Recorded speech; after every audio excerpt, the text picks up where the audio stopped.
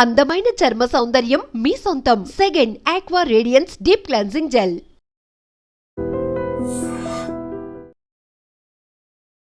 నమస్కారం, welcome to I dream. నేను మీ విజేత.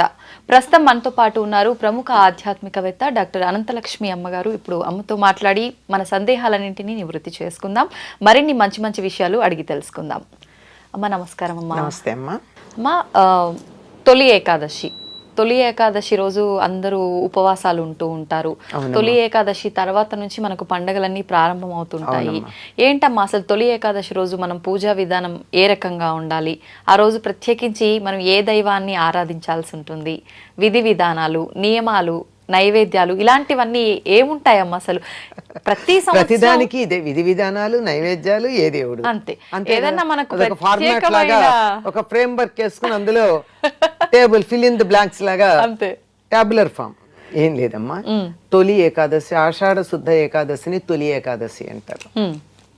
తొలి ఏకాదశి అంటే ఇది ఇక నుంచి పండగలు మొదలు అని అర్థంలో చెప్పారని అనుకుంటాం. అవునమ్మా, పర్వాలేదు అనుకోవచ్చు. కానీ వాస్తవం అయితే చాతుర్మాస దీక్షకి మొదటి ఏకాదశిది. చెప్పాను కదా, 4 నెలల పాటు చాతుర్మాస దీక్ష తీసుకుంటారు. ఎందుకు ఈ 4 నెలలు అంటే, ఈ 4 నెలలు శ్రీ మహావిష్ణువు యోగ నిద్రా ముద్రితుడై ఉంటాడు. ఇప్పుడు మనకి రోజుకి ఎన్ని గంటలు ఉంటాయమ్మా? 24. సంవత్సరానికి నెలలు ఎన్ని? 12. పక్షాలు ఎన్ని? నెలకి 2 పక్షాలు కనుక 24 కదా. మనం ఎన్ని గంటలు పడుకుంటాం రోజుకి? 6, 8 మ్యాక్సిమం. ఇంకంతకన్నా పడుకోకూడదు. ఈ మనకి ఒక సంవత్సరం జరిగితే దేవతలకి 1 రోజు అవుతుంది. మనకి రోజులో 24 గంటలు ఉన్నట్టు వాళ్ళకి సంవత్సరాన్ని 1 రోజుగా వేసుకుంటే 24 పక్షాలు ఉంటాయి. రాత్రి మనం 8 గంటలు విశ్రాంతి తీసుకున్నట్టు దేవతలు విశ్రాంతి తీసుకునే కాలం 8 పక్షాలు, అనగా 4 నెలలు. అర్థమైందమ్మా. సో ఈ 4 నెలలు కాలస్వరూపుడైనటువంటి విష్ణువు యోగ నిద్రలో ఉంటాడు గనక అందరూ కూడా ప్రశాంతంగా ఒక చోట కూర్చుని ఉండి సాధన చేస్తారు తప్ప ఈ ప్రచారాలు, సంచారాలు ఇవేమీ చెయ్యరు. ఇది చాతుర్మాస్యం. ఈ చాతుర్మాస్యంలో ఎక్కడి నుంచి మొదలంటే ఆషాఢ శుద్ధ ఏకాదశి నుంచి మొదలు. కనుక చాతుర్మాస్యంలో వచ్చే మొదటి ఏకాదశి ఇది తొలి ఏకాదశి. అది ఇది తొలి ఏకాదశి. చివరి ఏకాదశి ఇది కార్తీక శుద్ధ ఏకాదశి. దాన్ని ఉత్థాన ఏకాదశి అంటారు, దీన్ని శయన ఏకాదశి అంటారు. అంటే శ్రీ మహావిష్ణువు శయన నిద్రకి వెళ్ళినటువంటి ఏకాదశి అని చెప్పి శయన ఏకాదశి అంటారు. అంటే ఆ రోజు ప్రత్యేకంగా పూజలు అవన్నీ ఏం చేయొద్దామా? చెయ్యొచ్చు. ఏం చేయొచ్చు? ఎందుకంటే ఈ రోజు నుంచి విష్ణువు నిద్రకు ఉపక్రమిస్తున్నాడు గనక ఆనాడు విష్ణువుని పూజిస్తారు. మీరు గమనించండి, మనకు ఉన్నటువంటి ఊళ్ళో ఉన్నటువంటి అన్ని విష్ణువాలయాలు, ప్రత్యేకంగా పాండురంగడాలయాలు తొలి ఏకాదశికి ఇసకేస్తే రాలనంత కిటకిట్లాడుతూ ఉంటాయి. పైగా ఇది పండరీపురంలో ఉన్నటువంటి పాండురంగడికి ప్రత్యేకమైనటువంటిది తొలి ఏకాదశి, ఆషాఢ శుద్ధ ఏకాదశి. పండరీపురంలో పాండురంగడు రుక్మిణి అని చెప్తారు కదా, పాండురంగ విఠలుడు.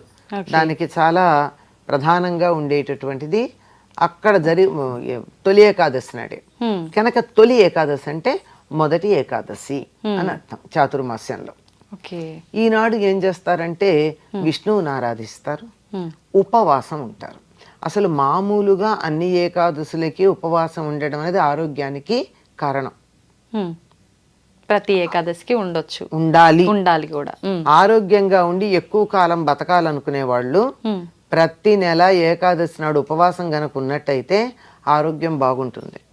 దీని మీద పరిశోధన చేసి నోబెల్ బహుమానం కూడా తెచ్చుకున్నాడు ఒక ఆయన, బోషినోరి సుబుకినో సబుకినో ఉంది ఆయన పేరు, ఆహా. జపాన్ దేశస్థుడు. ఓకే. ఆటోఫాగి అని మనం ఉపవాసం చేసినప్పుడు మన శరీరంలో ఉన్న మలినాలన్నిటినీ, అక్కర్లేని కణాలన్నింటినీ మన శరీరంలో ఉద్భవించేటటువంటి రసాలే స్వీకరిస్తాయిట, తినేస్తాయిట. అందువల్ల క్యాన్సర్ కణాలు ఏవైతే ఉన్నాయో వాటిని ఉపవాసం ఉన్నప్పుడు మన శరీరమే తినేసి పనికిరాని కణాలు లేకుండా చేస్తుందంటారు. ఓకే. కనుక పైగా దానికి తర్వాత ఇంకొక పరిశోధన కూడా చేసి ఏకాదశి నాడు ఎందుకు ఉండాలి అన్నదానికి ఈ ఆటోఫాగి జరగడానికి కావలసిన ఉపవాసం చేయడం 15 రోజులకు ఒకసారి చేయాలని వాళ్ళు చెప్తే అంతవరకే ప్రస్తుతానికైన పరిశోధన. ఓకే. ఏకాదశి నాడు చేస్తే ఎంత బాగుంటుందో జ్యోతిష్ శాస్త్రపరంగా మన వాళ్ళు చెప్తారు. కనుక ఆనాడు ఉపవాసం చేయడం అనేది చాలా ప్రధానమైనటువంటిది. అంటే సమీపంలో, వాసం అంటే ఉండడం. ఉపవాసం అంటే లోపల ఆహారం తీసుకోకుండా లంఘనం చేయడంతో పాటుగా మన ఇష్టదైవానికి సమీపంగా ఉంటే ఆ ఏకాదశి ఉపవాసం చేసినట్టు అవుతుంది. ఓకే అమ్మా, ఉపవాసం అంటే కొంతమంది అసలు మొత్తానికే తినకుండా ఉండి ఆ రోజంతా నెక్స్ట్ డే తింటారు, కొంతమంది ఒక పూట మాత్రమే భోజనం చేస్తారు. అసలు నిజంగా ఏ రకంగా చేయాలమ్మా? అవకాశాన్ని బట్టి అమ్మా, శరీర ధర్మాన్ని బట్టి. ఇది ఆహారం ఎంత తిన్నావు అన్నది సెకండరీ. ఇప్పుడే నేను మీ ప్రశ్న అడగడానికి ముందు చెప్పిన వాక్యం ఏమిటి? ఎంత భక్తి శ్రద్ధ ఉన్నాయి అని. అవునమ్మా. అనారోగ్యంగా ఉండి ఏది తిని మందేసుకోవాలి లేకపోతే పిక్కల మీదకి వస్తుంది అన్నప్పుడు తప్పదు, పూజ మానరుగా. మానరు. ఏదో సమయానికి కాస్త నోట్లో వేసుకుంటారు, అంత మాత్రాన పూజ మానట్ల. అంటే మనలాంటి వాళ్ళం, ఆరోగ్యంగా ఉన్నవాళ్ళం అది దాన్ని చూపించి నేను కూడా చేస్తాను అంటే కాదు. అంతే కదా. అంతే అమ్మా, ఎవరి వీలుని బట్టి వాళ్ళు వెళ్తారు. ఓకే. పాలు పండ్లు అలా తీసుకొని ఉపవాసం కిందే వస్తుందమ్మా పాలు పళ్ళు లాంటివి. అంటే ఉపవాసం అంటే చెప్పా కదా, భగవంతుడి మీద మనసు కేంద్రీకరించడానికి కావలసిన తేలికైన ఆహారం. పళ్ళు పాలు వెంటనే అరుగుతాయి, అందువల్ల పొట్ట మీద బరువు ఉండదు. పొట్ట మీద బరువు ఉండదు గనక అక్కడికి జీవ ప్రజ్ఞంతా పొట్ట మీద చేరుకోవాల్సిన పని ఉండదు. అందువల్ల మనసు ధ్యానం అంటే కాకుండా ధ్యానం అంటే అలర్ట్ గా కూర్చుని భగవంతుడి మీద దృష్టి నిలిపేటట్టుగా ఉంటుంది. మా ఆ రోజు భగవంతుడికి ప్రత్యేకంగా పూజలు అనేసరికి మనం ప్రత్యేకమైన డేస్లలో ఏదో ఒకటి నైవేద్యం సమర్పించాలి భగవంతుడికి అని ఆలోచిస్తాం. మరి విష్ణుమూర్తికి ప్రీతికరమైన నైవేద్యం ఏంటమ్మా? విష్ణుమూర్తికి సర్వవ్యాపి గనక ఆయనకి అన్ని ఇష్టమే. కానీ తొలి ఏకాదశి నాడు మాత్రం దేవుడికి నైవేద్యం పెట్టేది పేలపిండి సొత్తు అంటారు అందరూ. పేలపిండి అంటే మార్కెట్లో పాప్కార్న్ కొని కాదు, చక్కగా మొక్కజొన్నలు తెచ్చి ఇంట్లో వేయిస్తే కొన్ని చాలా బాగా విచ్చుకుంటాయి. విచ్చుకోకపోయినా అంత బాగా పువ్వులాగా రాకపోయినా పర్వాలేదు, దాన్నంతా బాగా మెత్తగా దంచుతారు. దాంట్లో బెల్లం దంచి కలుపుతారు. ఇది పేలపిండి ప్రసాదం అని చెప్తారు. ఇది ఈనాడు విష్ణువుకి బెల్లం వేసి తొక్కుతారమ్మా దాన్ని. దంచి లడ్డుల్లా చేయాలమ్మా? లడ్డులా చేస్తే చేయొచ్చు, పొడిగా కూడా పెట్టచ్చు. అది ప్రసాద్ దేవుడికి నైవేద్యం పెట్టినా తర్వాత మనం తిన్నా బానే ఉంటుంది. అలాగే అమ్మా, సంతోషం. వస్తే అమ్మా.